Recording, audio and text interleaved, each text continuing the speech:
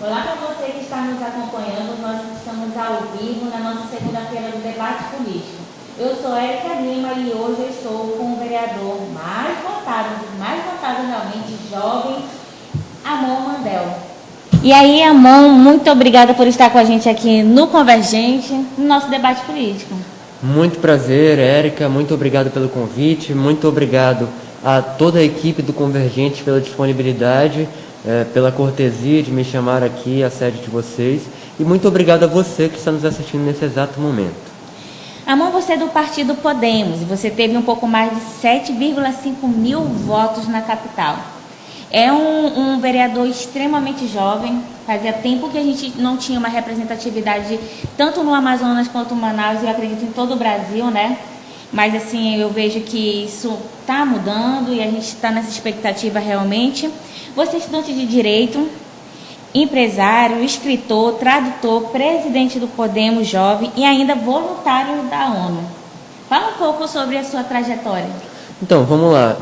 Eu comecei na política partidária a partir do ano passado, quando me filiei ao Podemos, que foi, dentre todos os partidos, o partido que me deu maior abertura. Daí a minha escolha para ir para o Podemos, foi onde eu consegui desempenhar melhor as minhas atividades com a juventude. E me tornei ali, então, o presidente da ala jovem do partido aqui no Amazonas, não no Brasil, né? E, embora, apesar disso, eu acredito que fazer política é mais que se candidatar e ser filiado a algum partido, né? Então, eu já me considero político há muito tempo. Eu diria que eu comecei na política desde que eu nasci, até porque o ser humano é um ser político, né? Mas, na prática, a partir dos 12 anos, mais ou menos, quando eu comecei a fazer trabalho voluntário em algumas instituições, entre elas no movimento Wikimedia, que é responsável, entre outros projetos, pela Wikipédia, e também em 2019, mais recente, né, na United Nations Volunteers, como voluntário online da ONU. Para a gente começar agora a aprofundar a sua relação na política, uma coisa que é interessante destacar, você disse que se tivesse 7,5 mil votos, né? Não esse número específico, mas você iria plantar uma árvore, né? Votos, você ia plantar uma árvore de acordo com o número de votos. Como é que está essa questão do plantio dessas árvores? Então, nós já atingimos a meta de 1.600 mudas plantadas até agora. Estou plantando a cada 15 dias, mais ou menos, no mínimo uma vez por mês, por uma questão de organização, né? Poderia deixar para plantar tudo depois, mas prefiro agora. Pretendo plantar bem mais que 7.537 árvores, na verdade, e já tenho em torno de 1.000 voluntários no projeto. O projeto cresceu, se chama Galho Forte, e ele consiste no plantio de árvores em locais estratégicos da cidade de Manaus. Então não é só plantar árvores porque plantar árvores é bonitinho. É plantar árvores porque eu sei que se eu plantar em locais específicos, eu posso conseguir impedir a proliferação das ilhas de calor na cidade de Manaus. E impedindo a proliferação das ilhas de calor, eu posso influenciar, ainda que apenas um pouco, na questão da temperatura. Se você chegar num local próximo do Tarumã, por exemplo, você vai ver que lá vai estar batendo entre 30 e 32 graus.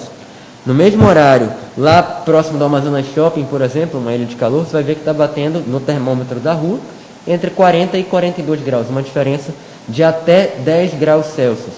Isso é estudado na ciência e se chama ilha de calor. Eu quero combater isso porque eu entendo que é um problema grave na nossa sociedade, é uma plataforma política que eu carrego, não é um benefício imediato que eu quero entregar, mas uma transformação que eu quero fazer na nossa sociedade. Eu tenho não só uma plataforma política, mas 4 plataformas principais. O projeto Galho Forte é voltado para o meio ambiente, o projeto Amador Teixeira para a área dos esportes, e eu tenho também um projeto para a área da geração de emprego e renda, e um projeto para a área da educação, cultura, lazer e artes, que é a Caravana das Letras. Interessante. Uma coisa que me chamou a atenção, eu como cidadã, né, acompanhando as eleições da passada, foi que justamente você tem essa pegada ambientalista, que quando a gente vê em cenário nacional, ela não tem tanto peso. Ela é extremamente relevante, mas dentro da política ela não tem tanto peso. Mesmo assim as pessoas aderiram. E pensando nisso também, fui acompanhar suas redes sociais, eu vi que você, nos últimos tempos, tem feito várias visitas em comunidade, né? Correto. Me fala um pouco, para a gente entrar num outro assunto sobre a fiscalização, mas me fala um pouco sobre esse impacto de você chegar nessas comunidades após uma eleição. Como é que está sendo a receptividade? Como é que está sendo a sua relação com essas comunidades? A receptividade dos comunitários comigo, de forma geral, é muito positiva. As pessoas querem receber porque não há motivo para não receber, né? Elas podem até não acreditar, como não acreditam, na verdade, na classe política, no segmento político da sociedade como um todo. Há uma desconfiança que vem, que é consequência, né, das ações dos nossos políticos partidários nos últimos 10, 15 ou 50 anos. O que acontece atualmente? E aí eu abordo também o assunto por que a pauta ambiental não tem tanta importância, encarada com tanta veemência a nível nacional. A população ela deixou de votar em políticos que têm plataformas políticas e passou a votar em políticos que oferecem benefícios de curto prazo. Por quê? Porque eu não confio, o cidadão não confia num político partidário para exercer um projeto por 10 ou 15 anos. Você pode até depositar um voto de confiança nele para algo daqui a 2 meses, mas 2 anos aí já é muito tempo, você pensa que a pessoa vai se corromper no meio do caminho, né? Sim. E eu quero trilhar o caminho contrário a tudo isso que estão fazendo. Por isso que eu digo, eu tenho não só uma plataforma política, mas 4, e pretendo ter mais também. Eu quero realmente fazer uma transformação na sociedade e vou representar as pessoas e buscar e explicar o meu papel como vereador para toda essa população, para que eles não caiam nessa lábia do péssimo político que propaga a desinformação, que vai nas comunidades distribuir cestas básicas e que dá a entender que o papel de um vereador é isso, é distribuir cesta básica, dentadura, ajudar com terreno, com um cano ali, não sei o que, energia elétrica e assim por diante. Não é isso que eu faço, eu não faço esse tipo de política. Logo no início, quando você assumiu, aí a gente foi acompanhando os casos em janeiro, né? E uma das coisas que você apontou logo de cara foi a questão da crise da vacinação aqui na capital. E você vem permanecendo com essa pauta, fazendo a fiscalização. Isso trouxe muito impacto, as pessoas comentaram realmente. Aí houve uma série... Aí a internet, as redes sociais, todas começaram a se movimentar, né? Partindo dessa situação também, você ficou muito conhecido por conta da defesa sobre a questão do IPTU, né? Que não viesse aumentar os valores do IPTU. E a outra questão muito polêmica é o cotão. E lá na CMM você teve embates, né, no qual você se posicionou e colocou que, não foi as suas palavras, né, mas era justamente isso, que você pode ser jovem, né, mas você não é um moleque. E fala um pouco sobre a sua rotina, essa relação com os vereadores e essas 3 questões que você destacou. Vamos lá. Quando você trabalha com esse tipo de política disruptiva, é natural que outros políticos partidários se sintam ameaçados. Por quê? Porque quando aparece um político que defende o não uso do cotão, outros políticos começam a ser pressionados pela própria população para que eles também não usem. Isso é um processo natural. Cada um leva o mandato da forma que bem entender. Eu defendi isso na campanha e estou cumprindo agora. Eu cumpro com a minha palavra. Não uso o cotão, é uma política pessoal minha. Eu acredito que essa é uma verba imoral, é algo que não deveria existir, porém cada um tem os seus ideais, né? Eu não uso porque eu acredito, uma questão de princípios e de ideologia, né, que o mandato partidário, o mandato político, um cargo eletivo, ele não é um emprego como qualquer outro. Ele tem que ser uma missão.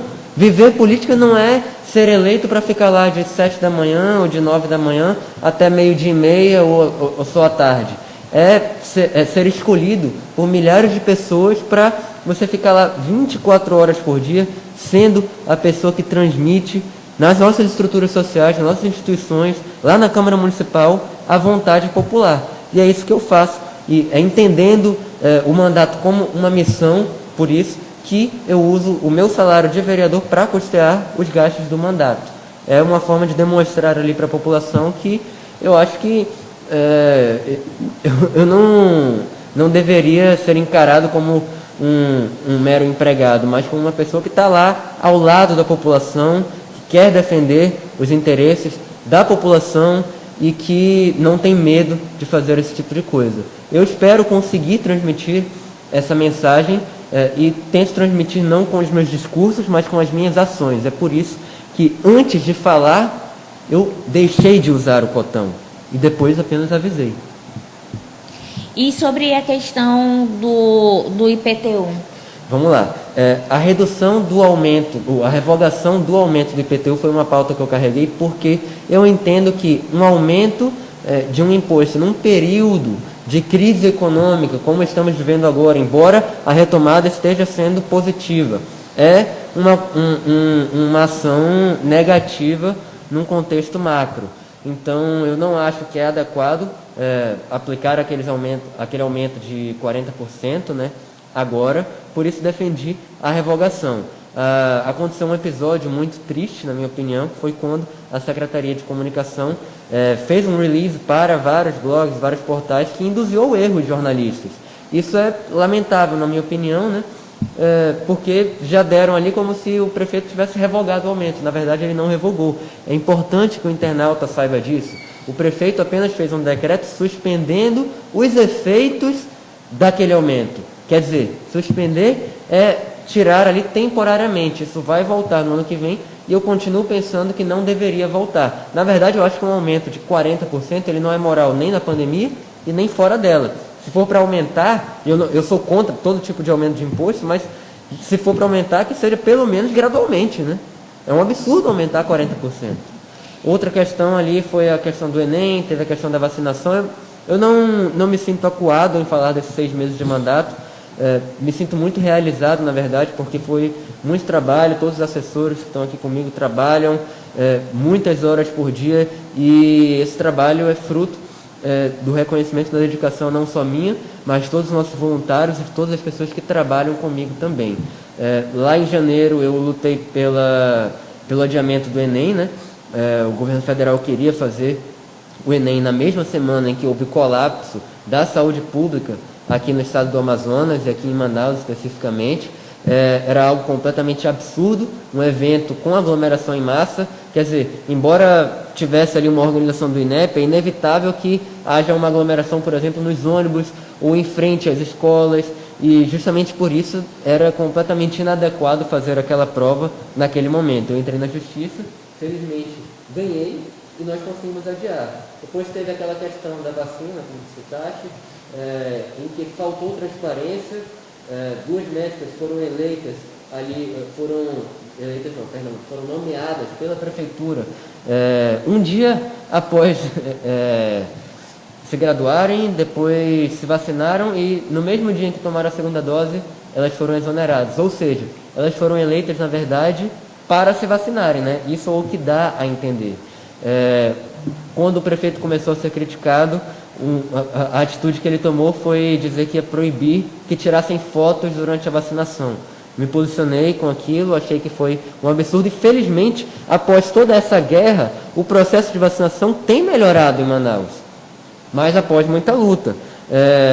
Depois de toda essa confusão, essas cobranças, um delegado da Polícia Federal foi escolhido para cuidar ali da vacinação. Ele trouxe ali a experiência dele, a credibilidade dele e realmente melhorou. O que não significa que eu não vou cobrar e continuar cobrando pela transparência. Quando a gente afrouxa a fiscalização é que as coisas acontecem, né? E, infelizmente, como tinha pouca gente, poucos vereadores fiscalizando naquela época, embora nós tenhamos 41 vereadores, a maior parte da Câmara é formada pela base do prefeito, e a base geralmente não fiscaliza da forma adequada. Pelo menos essa é a percepção que eu tenho e acredito que é a percepção da população. Eu acredito que essa questão de ser base ou oposição é algo que a gente não deveria carregar. Eu não me considero base nem oposição, eu me considero independente. Quer dizer, aquilo que eu acredito que é certo, eu defendo, como defendi a antecipação do Auxílio Manauara, uma promessa de campanha do prefeito Davi Almeida, e aquilo que eu acho errado, eu sou contra, como fui contra e continuo sendo contra a falta de transparência na vacinação.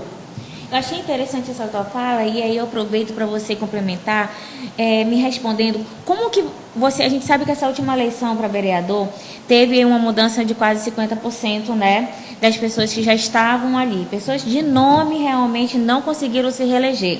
Mas nesse cenário, você lá com seus colegas, parceiros de trabalho, né, falo isso que é a relação de desempenhar uma atividade todo dia, ver aquela pessoa. Sim. Como que você avalia esse cenário desses políticos que estão representando as comunidades, os bairros, as pessoas que votaram nele? Hoje você consegue entender que grande parte faz seu trabalho ou não?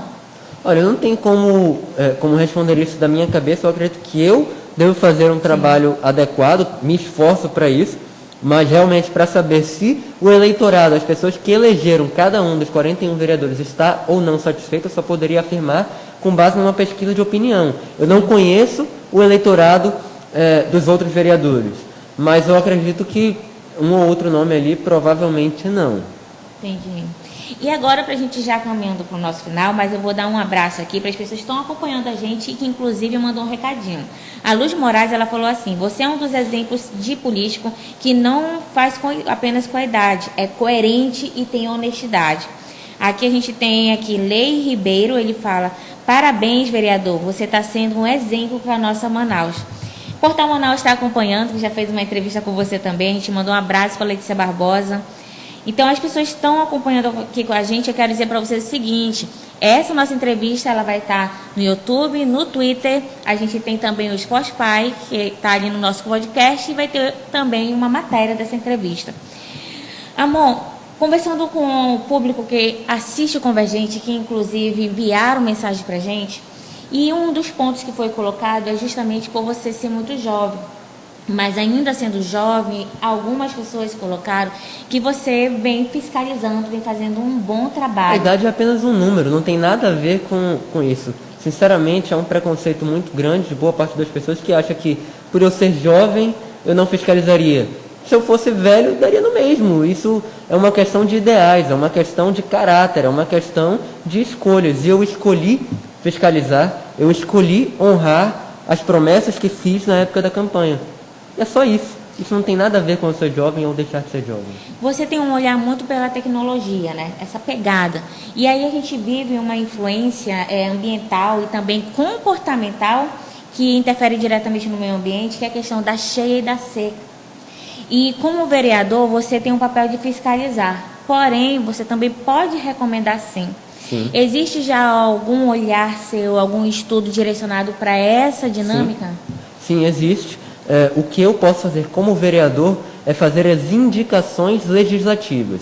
Se o Poder Executivo, por meio do prefeito, vai acatar as indicações ou não, é uma questão de escolha de como exercer o mandato dele, né? E de todos os secretários, vice e tudo mais. Mas sim, eu visitei os alagados no auge. Agora, felizmente, a gente está vendo o rio retrair um pouco, né? Ainda que muito lentamente. E constatei vários problemas. Por exemplo, segundo os comunitários, não foi feito ali, pelo menos não demonstraram ter um controle tão acertado de onde fariam as fontes de madeira e onde deixariam de fazer. Passaram ali prometendo que iam fazer não sei onde e deixaram de fazer. E depois foram sem aviso para fazer a ponte de madeira em outros locais, né? Óbvio, como foi uma situação emergencial, é de se esperar que aconteça esse tipo de coisa. Foi uma medida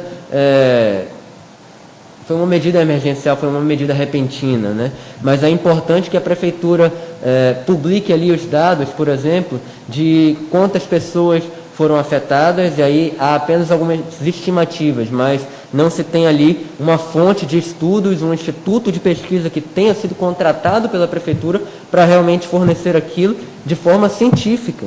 Nós precisamos também saber qual é a previsão do ano que vem, o que a prefeitura tem feito para impedir que essa situação aconteça ano que vem e nos anos seguintes. Não é só construir pontes de madeira e distribuir cestas básicas por aí. Eu sou contra essa política de curativos, de emergências. Dá uma emergência aqui, você vai lá e resolve. Dá outra ali, você vai lá e resolve. Eu sou a favor de políticas públicas que efetivamente solucionem os problemas, ou que pelo menos comecem essa solução. E para isso é preciso que digam ali o que eles estão fazendo. Vão fazer alguma reforma, alguma questão relacionada ao encanamento, ao esgotamento ou não?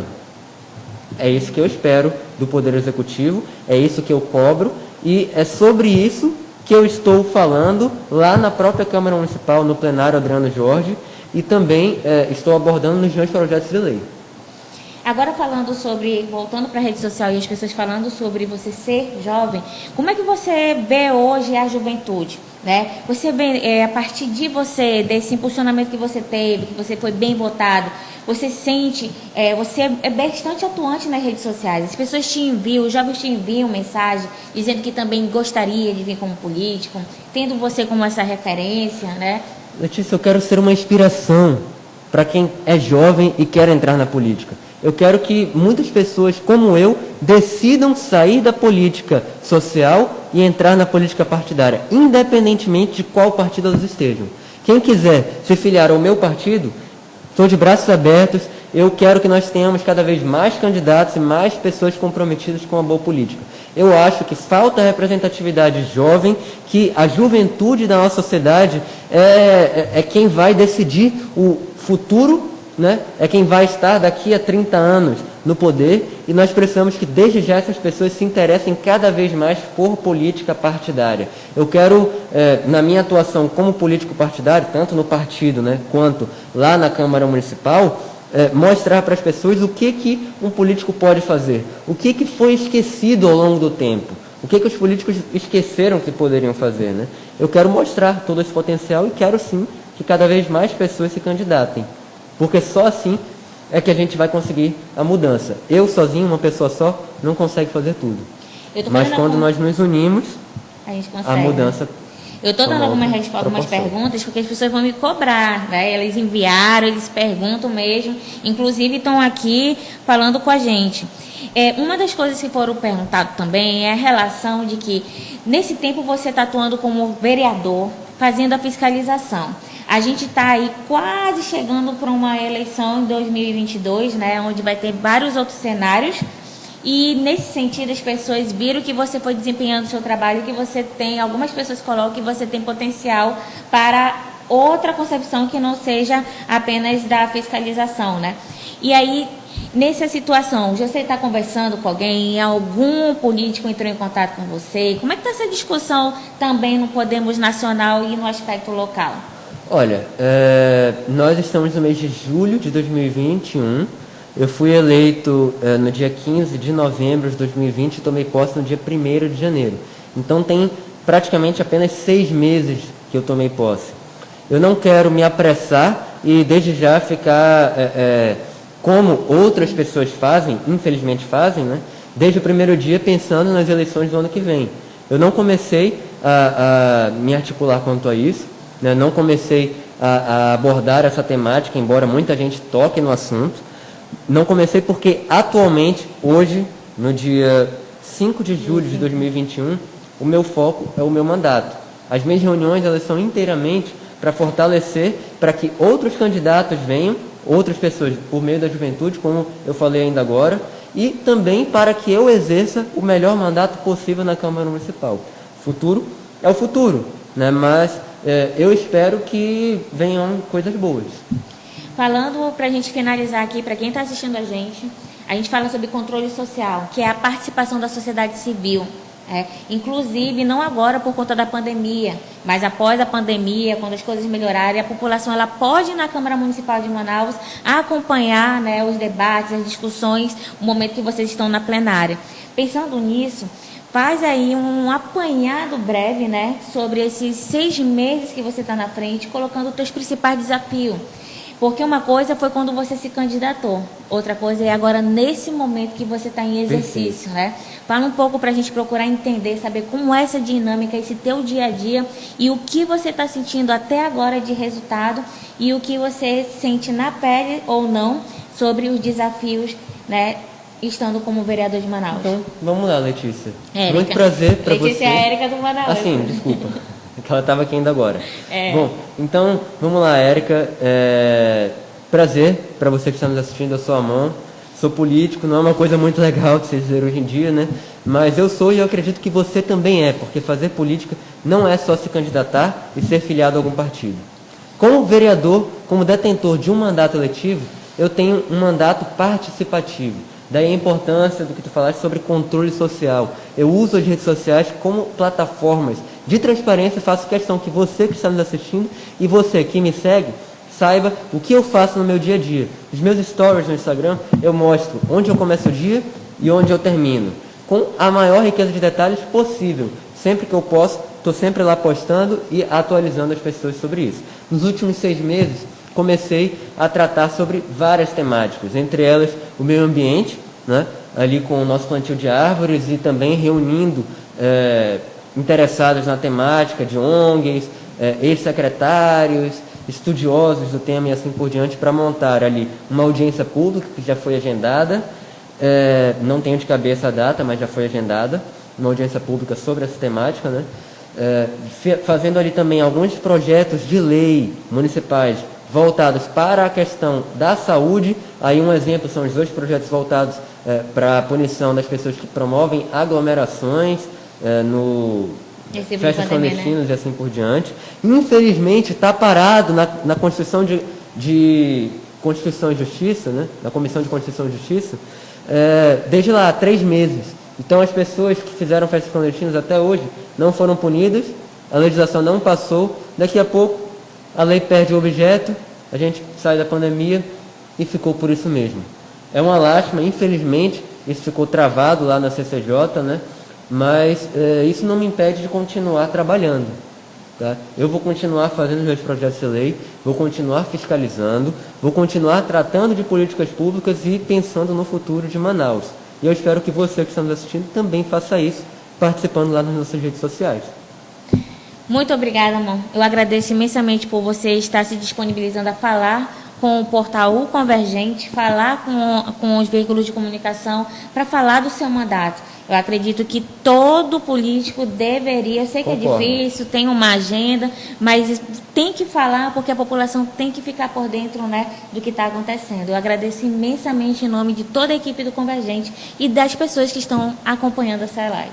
E eu agradeço imensamente também, em meu nome e em nome de toda a nossa equipe de gabinete, pela oportunidade de estar aqui transmitindo o meu trabalho e o de todo mundo que trabalha conosco. Agradeço a todos que nos assistiram e, desde já convido, continuem participando. Sigam o portal quem não segue, me sigam quem não me segue e participem. Cobrem em quem você votou, cobrem os nossos políticos, cobrem todos os 41 vereadores, todos os deputados estaduais, federais, senadores, governadores, presidentes e, se possível, até os políticos de outros países. A gente precisa se envolver com o nosso futuro. A gente não pode deixar isso na mão de outras pessoas. Muito obrigada. E obrigada para você. Se liga no Convergente, aquele que atua no ponto incomum da política.